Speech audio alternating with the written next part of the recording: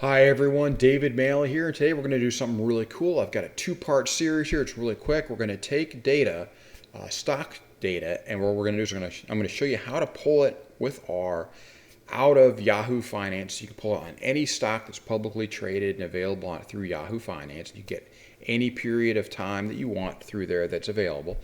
And I'm going to show you how to do it with Amazon's data, Amazon's stock trading data.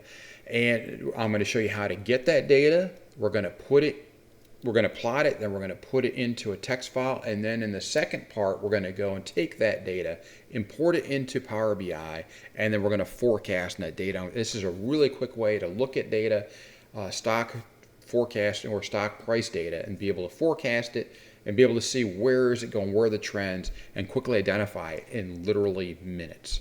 So let's go, and we're going to start off. I'm going to show you first. We're going to end up with something like this, okay? Amazon closed prices over a period of time. And let me go right up here. So let's move this off to the right here. And what I want to do is in every video, I want to start you off with the packages we need. So let's go right here. These are the packages we need: QuantMod, T-Series, Time Series, Forecast, and XTS. If you do not have them, or one of them, or any of them, or all of them, just use install.packages, quotation marks, and the package name. If you leave the quotation marks out, you won't get the package. It's going to be that simple. It's going to error out. So next, once you've done that, we need to use the function called get symbols. And we're going to use Amazon AMZN, and in this case, we're using it from June 1st of 2005 to July 16th of this year. Then, once you've pulled this data, it's going to take you about 30 seconds or so, depending on your laptop, or your computer, and your speed, and your network connection, and so on.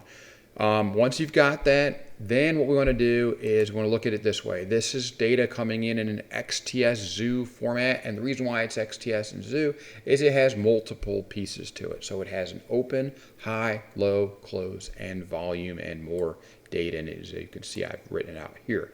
So out of that, we don't want all of that. We just want one piece. We want the close, because the close is the most important, so what it ended at that day.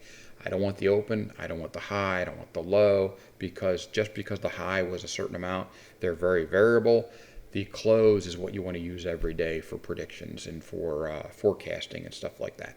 So now that we know that, we want to use this to get to the fourth spot, which is Amazon, and then you have the brackets, comma, 4. That gets us only the data from that fourth spot, or the close. And it's going to put it in this thing called Amazon underscore close underscore prices, which, if we look at that, is a XTS zoo right there. See that? So it's XTS zoo. If I were to run this, see right there, XTS and zoo. So now, if you wanted to put this into a data frame, maybe you want to go and put it in an Excel file, whatever you want to do with it, you could. You could take this and use the function as.data.frame, put in Amazon close prices, which is what we just created, and put it into DF1, right? So data frame 1, you can call it whatever you want. I'm just calling data frame 1.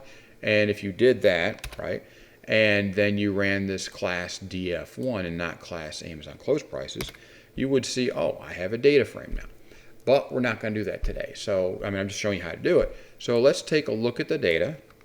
If you want to look at it, use the head here. You can see here you have an index, which, because it's got no column name to it, that's the index, and it's got the date in the index.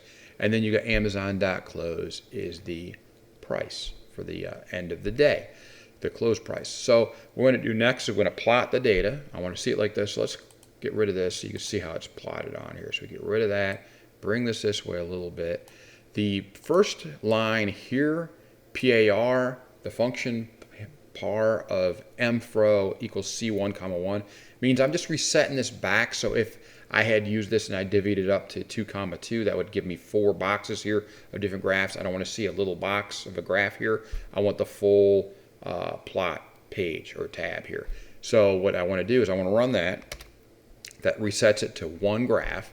And then if I do plot, now I'm not using the DF1 because I'm not using the data frame, plot of the Amazon close prices, then I get this. There we go. And I can pull it out whichever way I want. And I can look at this and see 2005 to 2020.